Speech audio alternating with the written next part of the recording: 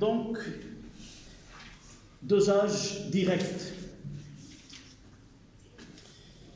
Qu'est-ce que vous compreniez de un dosage? بالدارجة اش كنقولوا هنا في الشمال في طنجة بالنسبة للناس الكبار في السن عادة ما كيطلب منو جيب داك لاباراي ارا نعبر ولا نعير الدو الى غير ذلك كيستعاد المصطلح. Donc le dosage ça entre dans ce qu'on appelle la chimie quantitative. Il y a la chimie qualitative, c'est-à-dire on s'intéresse par exemple à ce que nous avons fait auparavant, mise en évidence au test de reconnaissance de certains ions. Ça, c'est de la chimie qui est qualitative. On détermine uniquement si une espèce est présente ou non, mais jamais on fait des calculs. D'accord? Dans notre vie, il y a beaucoup de domaines dans lesquels on a besoin de faire un dosage. Dans notre vie, comme je viens de dire, par exemple, tester le taux de glycémie dans le sang, un petit appareil, une goutte de sang, quelques bips, et juste on lit sur l'écran de cet appareil une valeur donnée de combien de grammes dans un litre de sang, soit on sera content d'avoir un taux ou une concentration, en réalité c'est une concentration massique, combien de grammes par litre, inférieur à 1 gramme par litre, on est content. Au-delà de 1 gramme, il faut faire attention, mais c'est une méthode à laquelle on détermine ce qu'on appelle la concentration. Donc le dosage, c'est une technique expérimentale qui permet de déterminer, essayez de revoir chez vous par exemple, si vous avez des analyses et vous allez lire les données soit en grammes par litre, soit en mol par litre.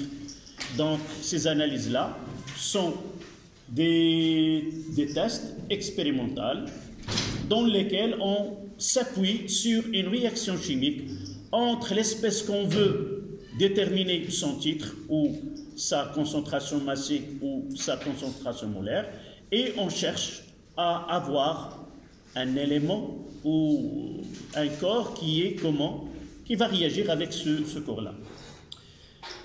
Évidemment, on va entendre dosage et titrage. Dosage, c'est plus général, mais lorsqu'on dit dosage par titrage, ça veut dire qu'on va s'appuyer sur une réaction chimique. Mais ce n'est pas tous les dosages utilisent une réaction chimique pour déterminer. Lorsqu'on dit une réaction chimique, pour nous, ça veut dire quoi? Dresser un tableau, l'état initial, l'état intermédiaire, l'état final, et à partir de cet état final, on peut déterminer la quantité de matière de l'espèce qu'on veut titrer, et par la suite, on peut déterminer soit sa masse, sa concentration massique ou sa concentration molaire. D'accord? Mais généralement, on confond. Parfois, on dit dosage ou titrage, comme si le titrage est synonyme de dosage.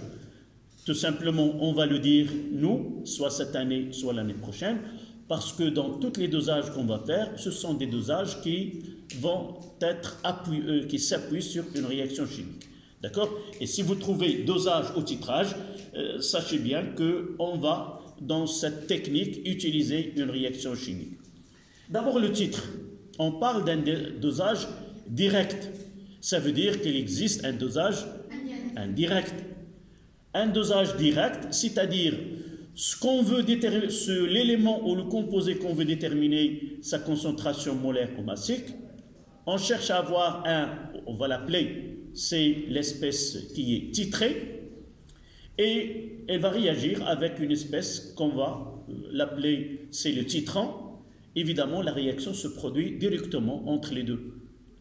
On arrivera à un point où on va faire réagir la totalité de l'élément qui est ou du composé titré, et à partir de là, on va essayer de déterminer cette concentration. Mais notre problème, c'est quoi?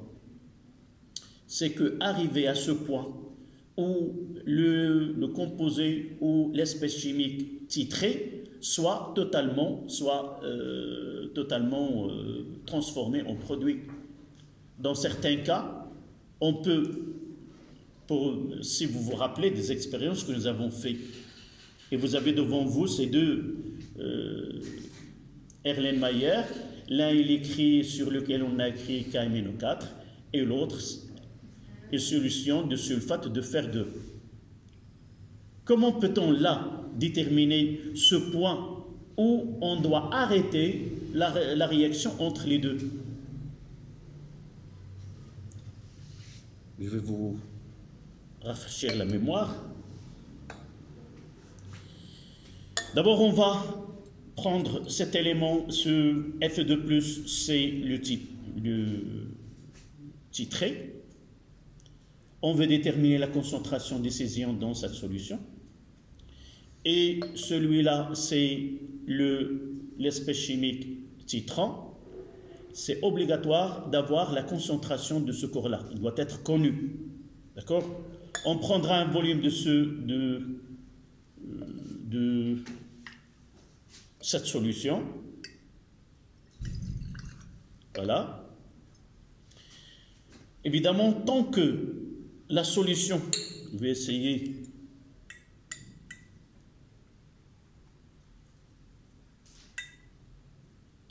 là ce que je vais faire, c'est une étude qui est qualitative.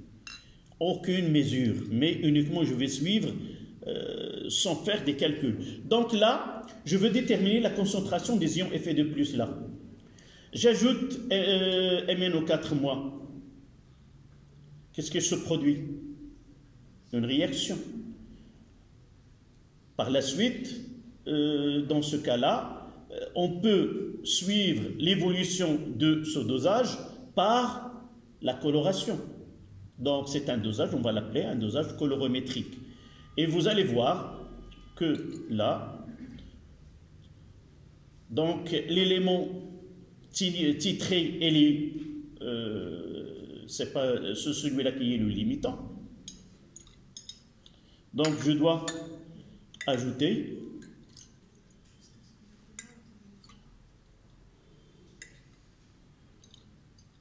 et vous voyez, tant que MnO4- tarde à disparaître, à réagir, là, on va voir le dosage comme il faut.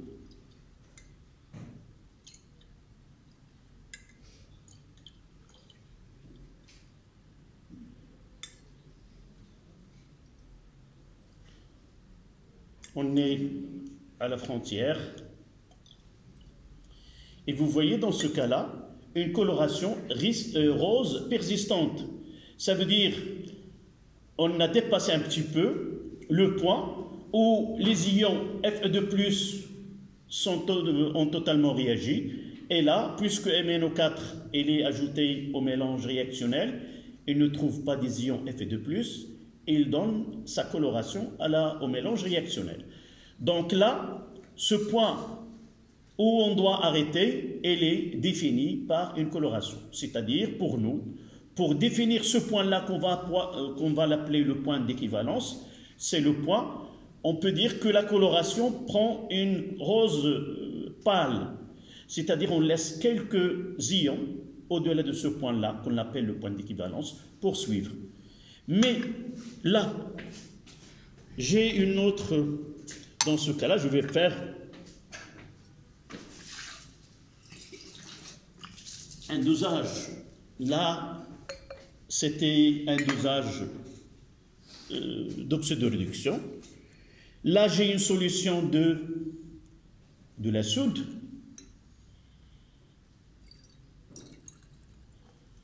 Voilà. Et ici, j'ai une solution d'acide chlorhydrique. Supposons que je connais la concentration molaire de cette solution et je veux déterminer la concentration molaire de la soude. J'ajoute, d'accord? Est-ce qu'il y a un indice qui va m'aider à connaître là où je dois m'arrêter. Non. Donc, lorsque la solution ou la réaction, au cours de cette réaction ne se produit aucun changement de coloration, on est obligé d'ajouter quoi? Un indicateur coloré. C'est un indicateur, c'est une espèce qui va nous aider à déterminer ce point-là qu'on appelle le point d'équivalence. Je vais refaire.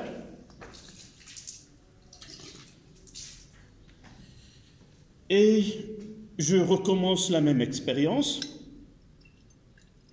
Voilà. Mais cette fois-ci, je vais utiliser un indicateur coloré qui est adéquat à ce dosage. On verra, Inch'Allah, l'année prochaine, que chaque dosage acido-basique lui correspond à un indicateur coloré qu'on peut l'utiliser. Dans ce cas-là, on utilise le bleu de bromothymol.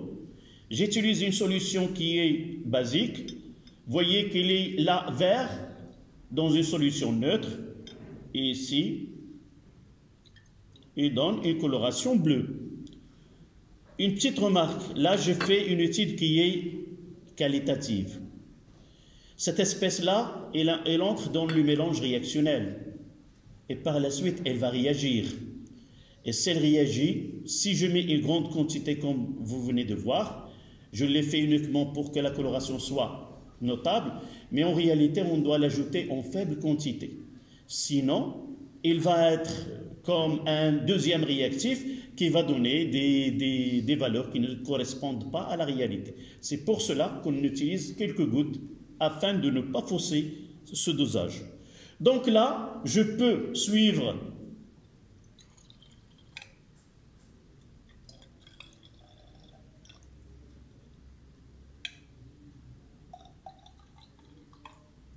et vous voyez, parfois, vous voyez une coloration qui est verdâtre.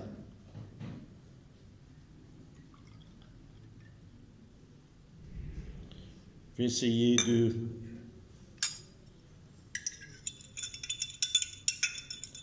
Là, vous voyez que j'ai dépassé ce point-là. En réalité, là, le point d'équivalence doit être 7, le pH 7, et par la suite, la coloration doit être semblable à celle-là. Évidemment, je peux m'amuser un petit peu chaque fois que j'ai cette expérience devant moi. Pardon, je ne dois pas ajouter le... Donc, j'ai dépassé. Je reviens en ajoutant de la soude.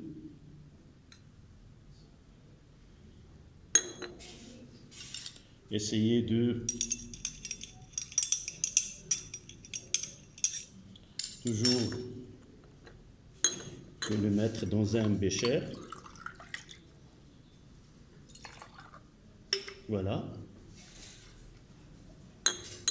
Et je vais essayer de, si j'ai... Voilà. Parfois, je passe pas mal de temps à ajouter de deux côtés. C'est pour cela, en réalité, on utilise une burette qui peut donner des gouttes, goutte à goutte. Et c'est facile de s'approcher à ce point-là. Mais d'une façon comme ça, c'est difficile de la voir.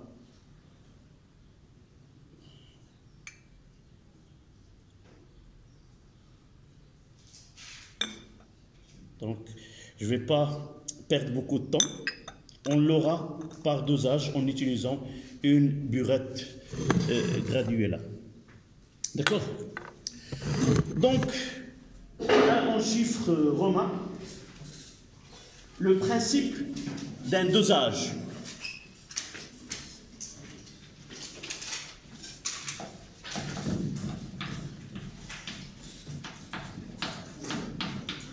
Le principe d'un dosage.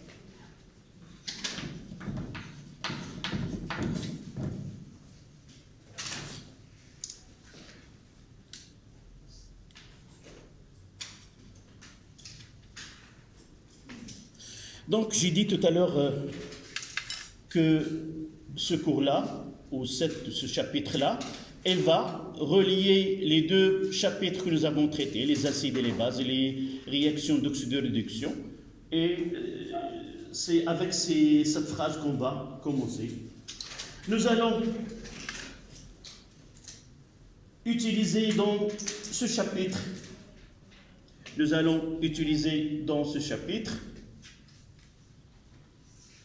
notions vues précédemment, deux points.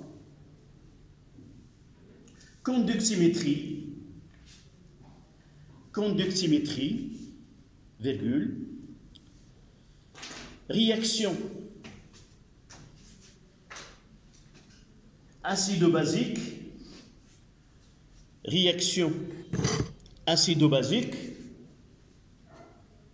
et d'oxydoréduction.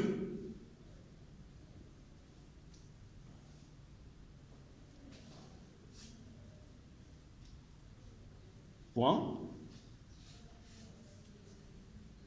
En combinant ces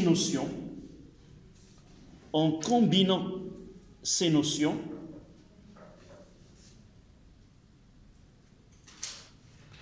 nous allons pouvoir déterminer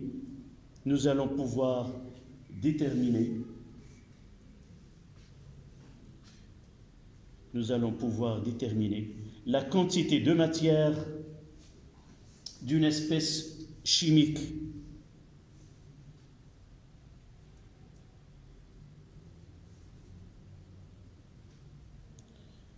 Là, on laisse ouvert, soit que cette espèce est seule dans une solution donnée, soit que, ça y est, vous n'écrivez pas ceci.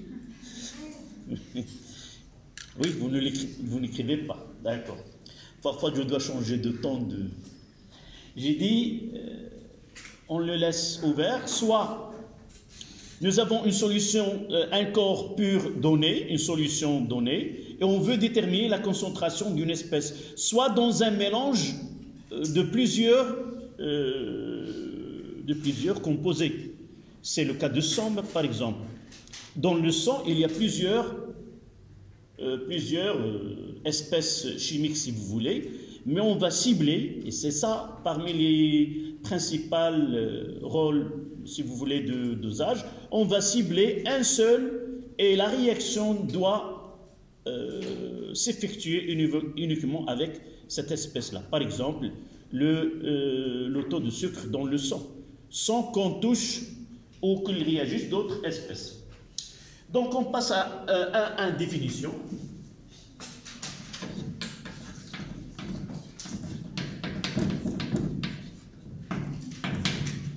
Définition.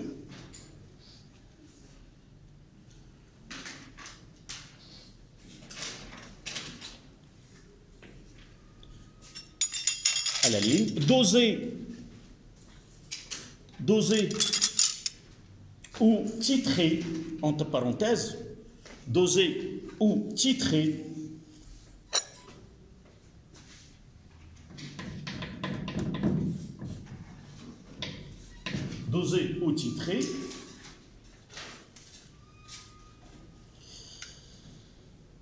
une espèce chimique en solution,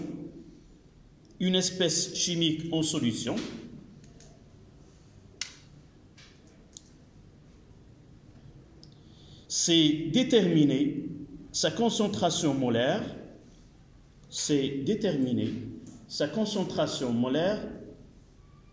dans la solution considérée.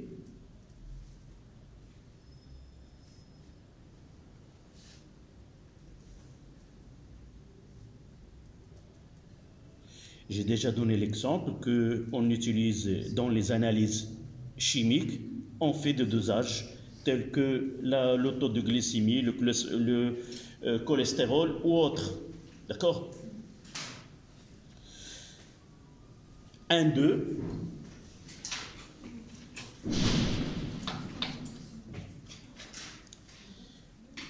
Méthode de dosage.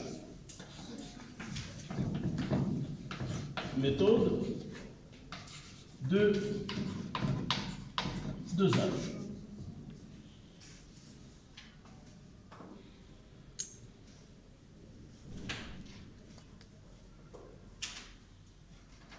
En réalité, le premier cours que nous avons vu cette année en chimie, le titre était en chimie. En chimie. Oui. Pourquoi les mesures en chimie? L'imada al-qiyasat fil kimia. Et là, nous avons posé ces... Rappelez-vous que nous avons parlé des mesures qui sont destructives, non destructives, et ainsi de suite. On va revoir. Là, on va répondre à cette question. Pourquoi on fait des mesures en chimie? Donc, à la ligne, on peut utiliser des méthodes non destructives. On peut utiliser des méthodes non destructives.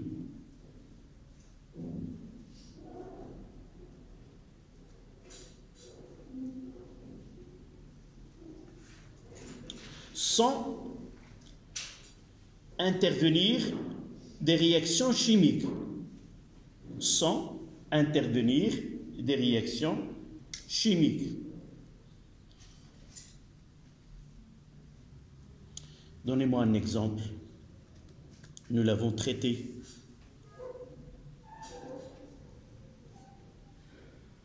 Nous l'avons dans le dernier devoir.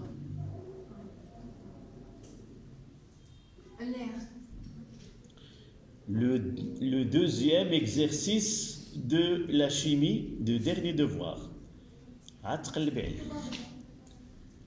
On a utilisé le pH et la conductivité. Donc, on vous a posé la question, déterminer la concentration de la solution. On vous a donné aussi la conductance. La conductance, conductivité, ils vous ont donné la surface. D'accord? Là, aucune réaction ne se produit. Évidemment, d'autres techniques, nous ne les traitons pas dans notre programme.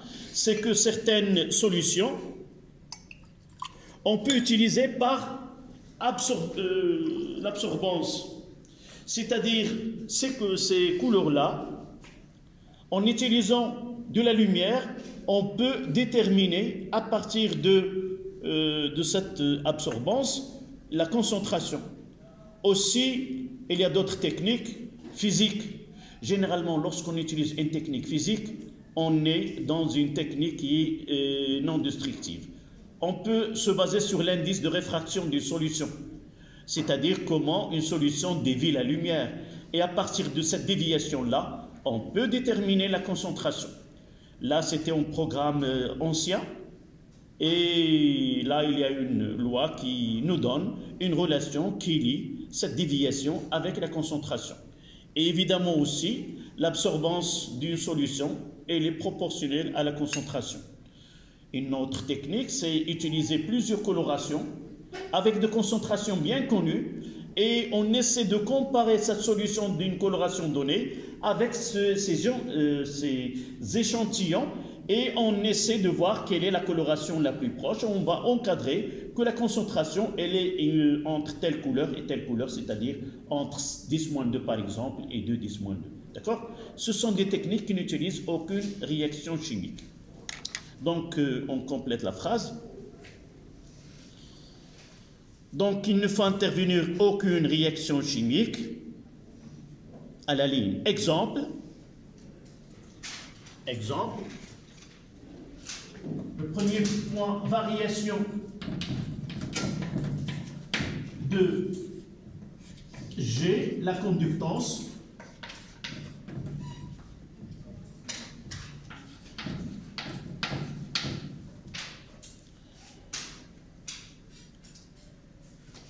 Deuxième point, variation de l'absorption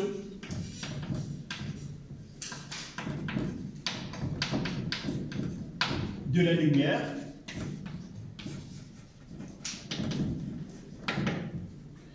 Évidemment, on peut utiliser variation de pH. lire le pH d'une solution et à partir de là. Donc, il y a plusieurs techniques qu'on peut utiliser.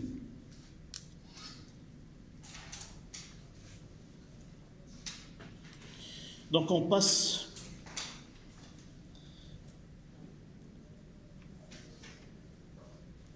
deuxième point, évidemment. Oui, méthode de dosage. Vous mettez destructive 1, 2, 1 devant méthode destructive et 1, 2, 2 méthode destructive.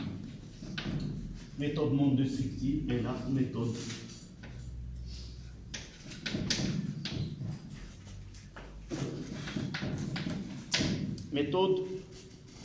destructive.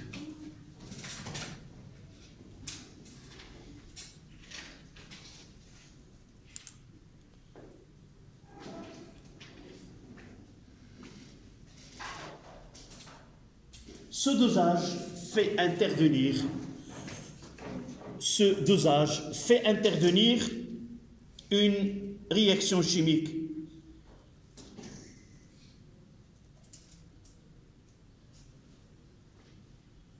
Fait intervenir une réaction chimique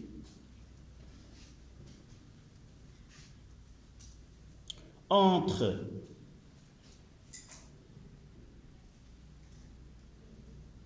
le réactif titré,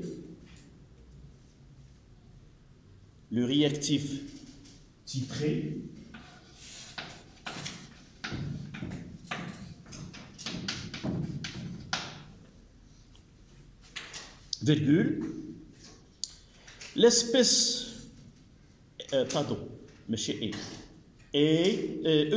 et l'espèce dont on veut, déterminer sa concentration.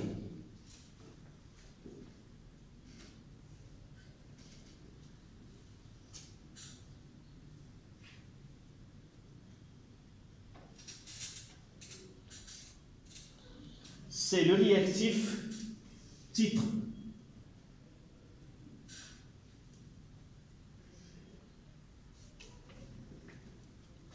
Je reprends. Quelqu'un a repris cette phrase que je viens de lire, de dicter. Oui. Ce dosage fait intervenir une réaction chimique entre le réactif titré et l'espèce dont on veut déterminer sa concentration. Et le réactif titrant. Et le réactif titré, celui qu'on va déterminer sa concentration. Et le titrant, celui qu'on va l'utiliser et va réagir avec l'espèce dont on veut déterminer sa concentration, on l'appelle le réactif titrant. Et le réactif titrant,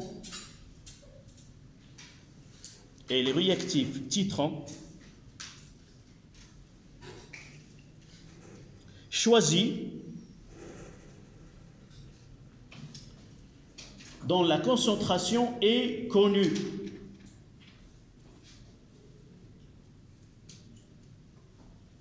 بالعربية النوع المعاير والنوع المعاير. Le réactif titrant, c'est المعاير. Et titrant, المعاير. هذا علاش خصنا نديرو الشكل المعاير والمعاير. المعاير هو اللي نريد أن نحدد التركيز ديالو انطلاقا من تفاعله مع النوع المعاير الذي يكون ذو حجم ذو تركيز محدد مسبقا ومعلوم ومعروف. D'accord?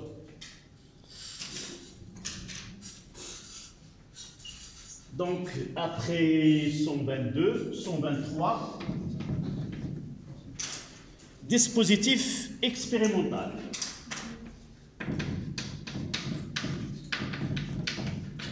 Dispositif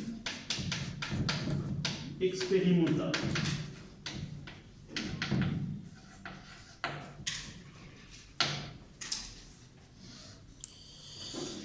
Le dispositif expérimental est le suivant.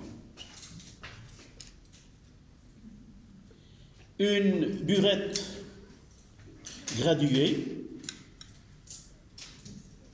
un support, là c'est un agitateur magnétique. Oui, je dois déplacer ce côté-là. D'abord, je dois chercher un barreau aimanté. Toujours, j'ai un problème avec ce barreau aimanté.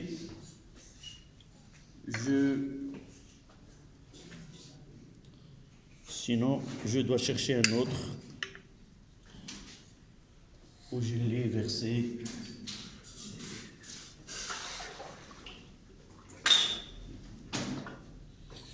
Donc j'ai devant moi pas mal de...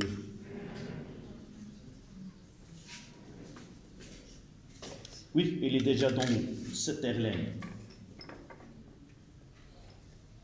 Voilà.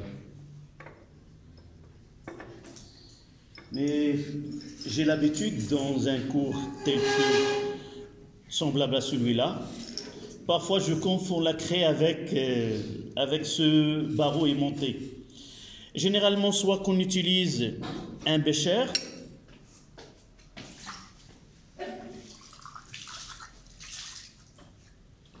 soit qu'on utilise un airline.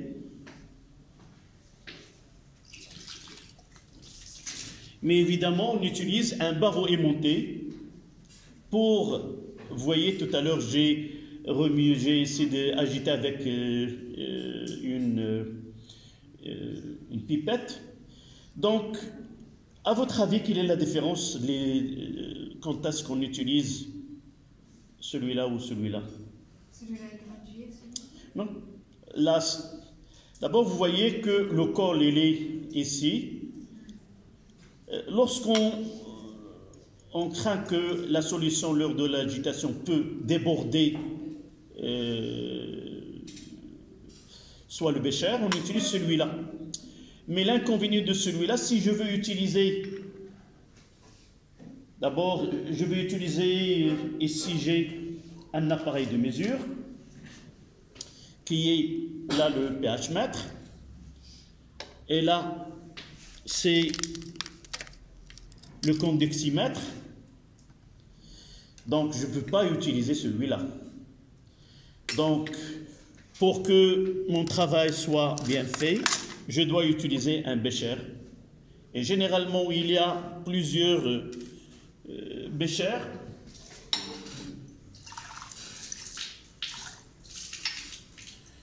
Là, celui-là, il a une section qui est plus petite, et il a une section qui est plus grande. Lorsque le volume qu'on utilise sont petits, on aura le niveau de mélange et est plus bas. Et c'est difficile de approcher la sonde pour ne pas toucher ce barreau aimanté. Donc généralement, il vaut mieux d'utiliser celui-là pour le même volume dans les deux. Il nous donne un niveau qui est plus haut. D'accord? Voilà les techniques qu'on fait. Donc une burette graduée, un agitateur magnétique. Je ne veux pas l'ouvrir. À l'intérieur, c'est un aimant qui tourne avec un mouvement circulaire uniforme.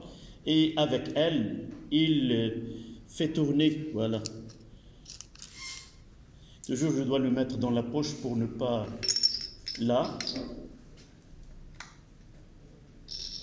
Voilà, il tourne à l'intérieur afin de mélanger les réactifs et faciliter la réaction. D'accord? Donc, je vais essayer de faire là. Avant de faire le schéma, je vais prendre un volume donné de sulfate de cuivre 2, de fer 2, pardon. Là. Comment prendre un volume? Le volume que je dois prendre doit être précis. Par une pipette. Pipette jaugée. Et j'ai ici, là, Ça dépend du volume qu'on veut prendre. Là, celle-là, c'est de 5 ml. De là, normalement, on doit voir, il y a 2 traits ou un seul trait. Celle-là, il y a un seul trait de jauge, c'est là. Celle-là, c'est 20 ml. Et nous voyons qu'il y a un trait de jauge et un trait là. C'est-à-dire faire baisser le contenu jusqu'à ce trait-là et arrêter. Voilà une autre. Tant que la section elle est grande, elle sera moins précise. Vous voyez, c'est pour cela. Là, ce sont des gonflements de sécurité si on utilise la bouche, mais c'est déconseillé d'utiliser la bouche pour inspirer le liquide. Normalement, on utilise une poire, là, l'arbia ijasa. C'est de mettre comme ça et c'est d'aspirer le liquide. Mais celle-là, elle est vieux autant que ma présence dans ce lycée-là. C'est des décennies. Et par la suite, le caoutchouc-là, ne sert à rien. Mais on peut voir que c'est comme ça qu'on essaie d'inspirer un volume donné. Et nous avons ici 2 orifices afin de faire couler le liquide à l'intérieur de la jauge. Donc, je vais essayer de prendre 20 ml. Saïmin. Donc, je ne vais pas essayer de faire en utilisant ma bouche. Je n'ai pas de propipette. Oui, c'est la propipette. Donc, je vais essayer de prendre un volume qui est avec ce éprouvette graduée, puisqu'on est. Donc, je vais prendre 20 ml. Je prendrai 10.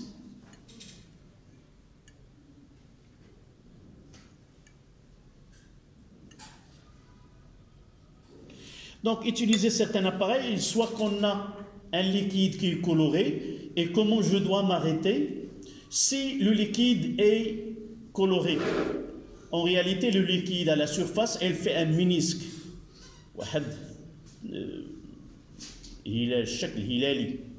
D'accord? Donc là, s'il est coloré, il faut que le bas du ménisque coïncide avec le trait qu'on veut avoir. D'accord? Donc là, voici le 10 ml là. J'ajouterai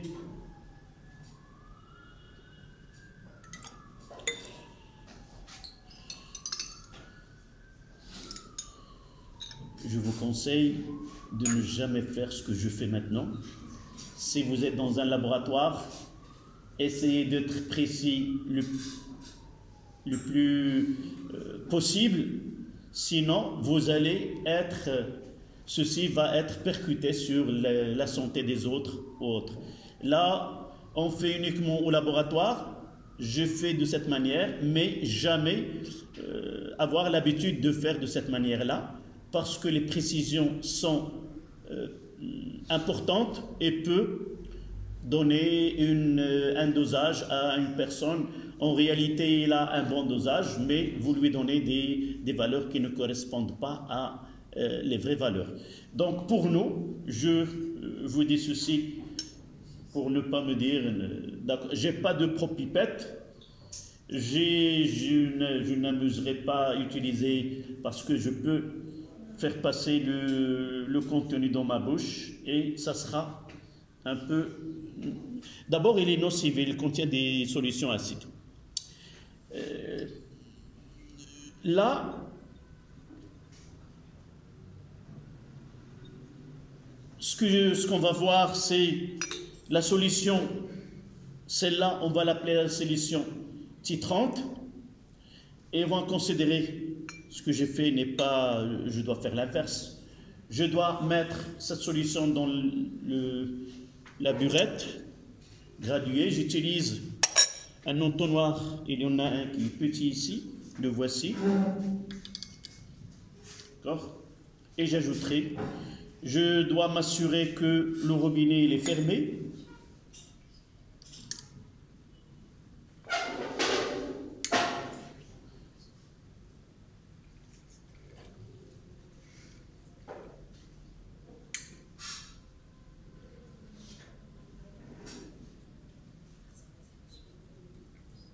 Je peux dépasser un petit peu et juste après, je dois régler, voir est-ce que généralement il est gradué de 0 et là 25. Ça dépend des burettes. J'ai deux exemples, là une burette, celle-là c'est 10. Lorsque le volume que je dois être inférieur à 10, là c'est 25 et même il y a des burettes graduées de 50 millilitres. D'accord? Là, je vais essayer d'avoir le 0 ici.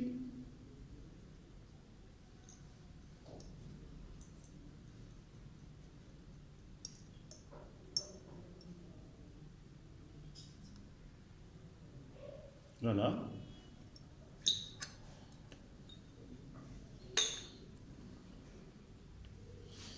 Donc, dans ce bécher, je vais mettre de la même manière 20 ml de Fe2+. Donc, ce qui est dans la burette, c'est le permanganate de potassium de concentration connue. Et le volume qu'on doit ajouter, on va le noter, c'est avec ce volume-là et cette concentration qu'on peut déterminer la quantité de matière qu'on a ajoutée à la solution. Donc là, lorsque la solution est claire, on prendra le haut de ménisque, l'eau colorée le bas. Pourquoi? Parce on ne peut pas voir, tout simplement. Donc là, c'est 10 et j'ajouterai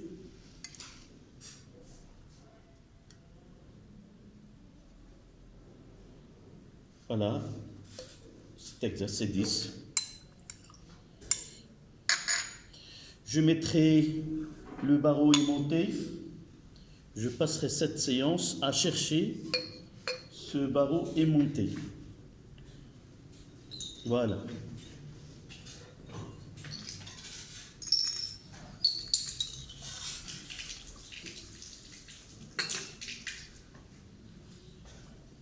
Donc je vais là.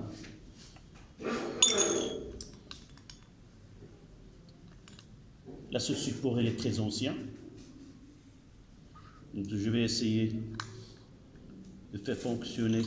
Voilà. Et je vais essayer d'ajouter. Donc il faut avoir au centre.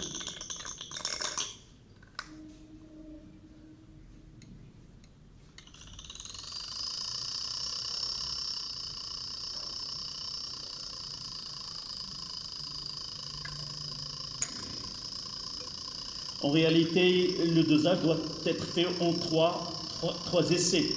Le premier essai, on va essayer de voir à quel est au voisinage de quel volume on a ce persistance de la coloration dans le mélange. La deuxième, lorsqu'on arrive à ce volume-là, par exemple 10, à partir de 9, je dois ajouter goutte à goutte et de... Vous voyez que lorsque je constate que la décoloration prend beaucoup de temps,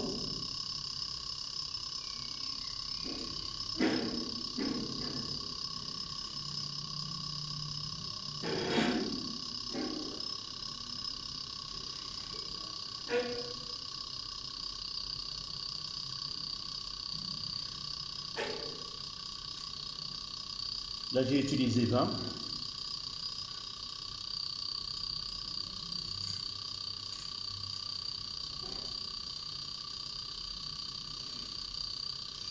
Évidemment, j'ai dit tout à l'heure que, en réalité, le mélange n'est ce travail-là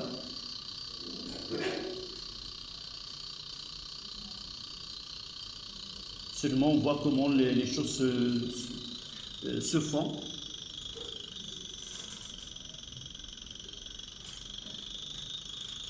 Donc là, en réalité, on doit utiliser une supérieure à 25 millilitres parce que on va essayer de voir si on va.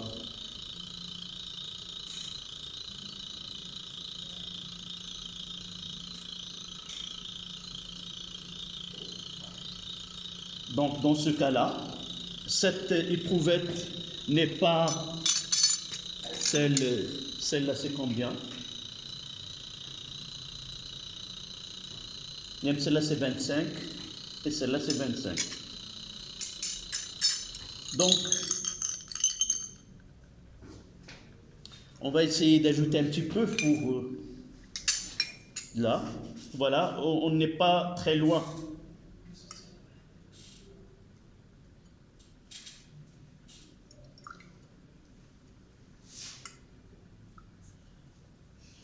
Donc, en réalité, on peut recommencer l'expérience et utiliser combien le volume ici? Au lieu de 20, on utilise 10.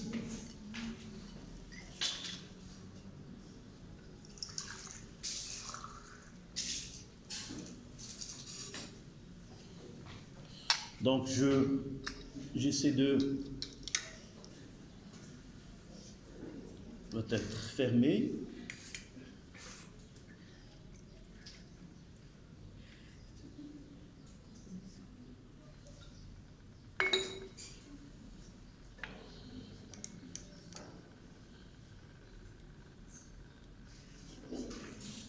Voilà, un petit peu.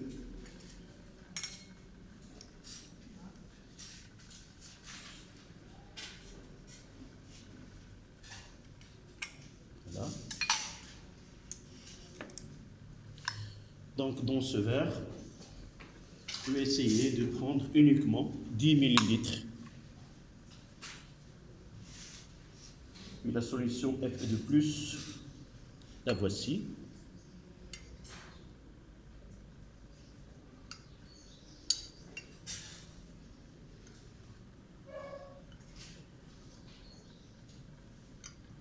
Voilà.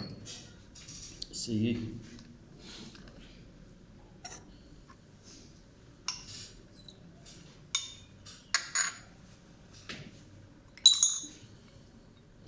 Donc je dois avoir le 0 ici.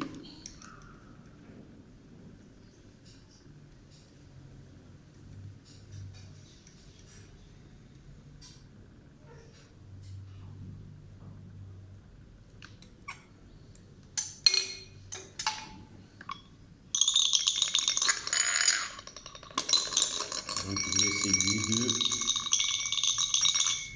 Voilà. Et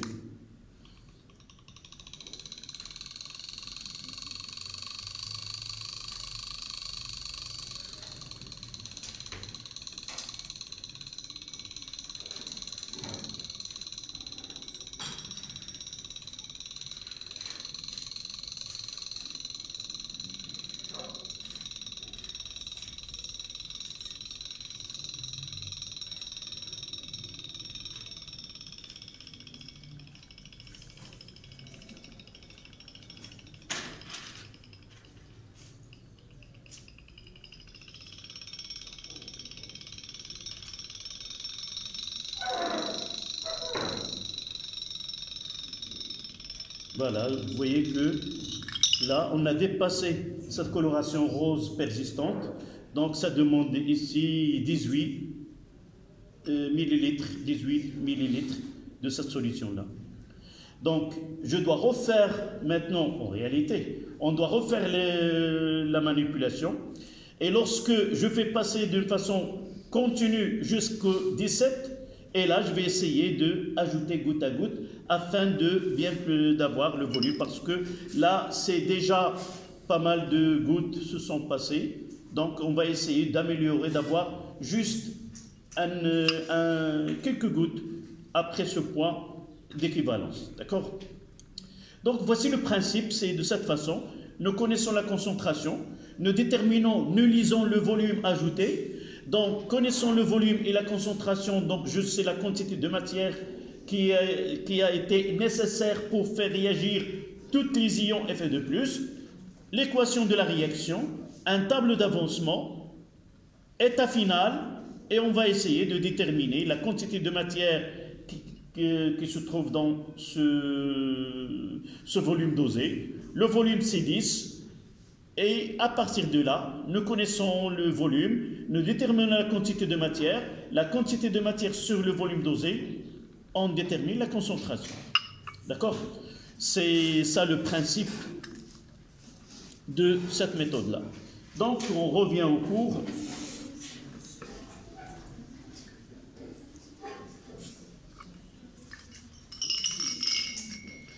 Donc, vous allez